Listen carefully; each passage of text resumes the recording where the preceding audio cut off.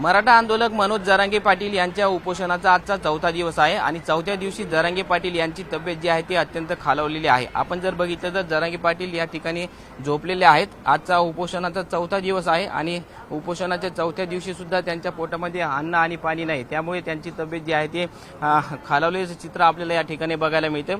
त्यांच्यासोबतच सामूहिक उपोषण म्हणून राज्यभरातून अनेक आंदोलक जे आहेत ते या ठिकाणी उपोषणामध्ये सहभागी झालेले आहेत। आपण जर बघितलं तर अनेक जण जे आहे ते या उपोषणामध्ये या ठिकाणी सहभागी असून जरांगे पाटील यांच्या मागण्यांना पाठिंबा देण्यासाठी या ठिकाणी ते आलेले आहेत। यातील तिघा चौघांची प्रकृती जी आहे ती खालावली होती आणि त्यामुळे त्यांना जे आहे ते रुग्णालयामध्ये दाखल करण्यात आलेलं आहे।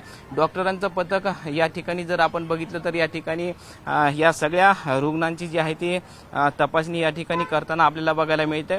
जरांगे पाटील यांची मागणी जर बघितली आपण तर मराठा समाजाला सरसकट ओबीसी प्रवर्गातून आरक्षण देण्यात यावं, त्याचबरोबर सरकारनं जे आहे ते सगळे सोयरे शब्दाचा अध्यादेश काढला होता, त्या अध्यादेशाची तात्काळ अंमलबजावणी करण्यात यावी, अशा पद्धतीची मागणी जी आहे ती जरांगे पाटील यांची आहे। आणि त्याच मागण्यांसाठी जरांगे पाटील जे आहे ते या ठिकाणी पुन्हा उपोषणाला बसलेले आहेत आणि जोपर्यंत त्यांच्या मागण्या पूर्ण होत नाही तोपर्यंत उपोषण जे आहे ते अशाच पद्धतीने सुरू राहील।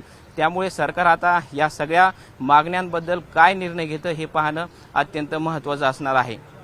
Video journalist Sudhir Jadhav sir, Ravi Jaiswal, news 18 Lokmat, Antarwali, Sarati.